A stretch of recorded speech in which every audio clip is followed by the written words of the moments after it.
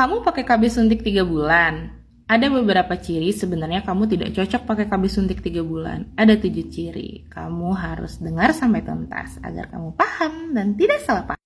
Pertama, pendarahan. Ini bisa ngeflag terus-menerus lebih daripada 15 hari atau keluar darah tapi berlebihan. Artinya kamu boleh berpikir untuk ganti KB yang perubahan suasana hati yang berlebihan. Sebenarnya KB suntik 3 bulan ini bisa bikin mood swing emang. Jadi kayak gampang marah, gampang seneng. Tapi kalau misalkan kamu punya riwayat depresi sebelumnya, sebaiknya jangan menggunakan KB suntik 3 bulan. Karena KB ini juga bisa meningkatkan depresi yang berlebihan. Jadi bukan cuma mood swing lagi. Jadi kalau kamu cuma mood swing doang, itu nggak apa-apa kamu pakai. Tapi kalau kamu punya riwayat depresi, terus setelah menggunakan KB ini kamu jadi gampang marah, gampang meledak, itu sebaiknya jangan gunakan KB ini.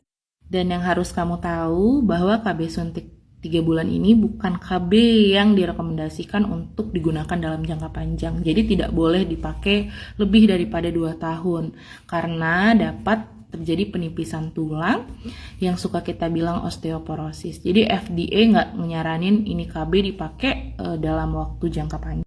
Ini biasanya pasien-pasien yang datang ke saya, kalau pakai KB ini tidak haid sama sekali, mereka setelah 3 kali suntik atau setelah 1 tahun, 3 kali suntik itu kan hampir 1 tahun, mereka akan ganti dengan KB yang lain, diselang-seling gitu.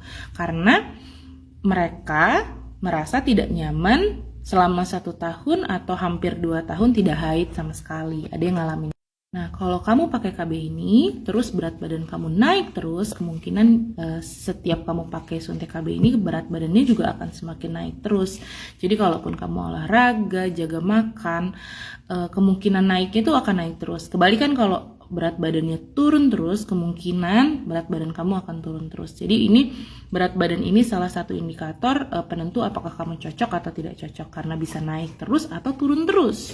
Kalau kamu ingin hamil dalam waktu dekat, misalkan kamu pasutri tapi ingin menyelesaikan kuliah dulu atau ada kontrak kerja atau ada apa gitu yang harus menunda hamil, tapi kalau lepas KB ingin segera hamil, saya tidak sarankan untuk penggunaan KB suntik 3 bulan. Karena pemulihannya di dalam teori itu di atas 6 bulan, tapi biasanya di atas 1 tahun agak sulit hamil. Jadi saya tidak sarankan untuk penggunaan KB suntik 3 bulan kalau misalkan kamu menunda hamil dan ingin segera hamil setelah lepas KB. Nyeri perut hebat, sakit kepala hebat, ada juga yang gatal-gatal setelah disuntik ini. Atau kamu setelah disuntik ngerasa sesak nafas.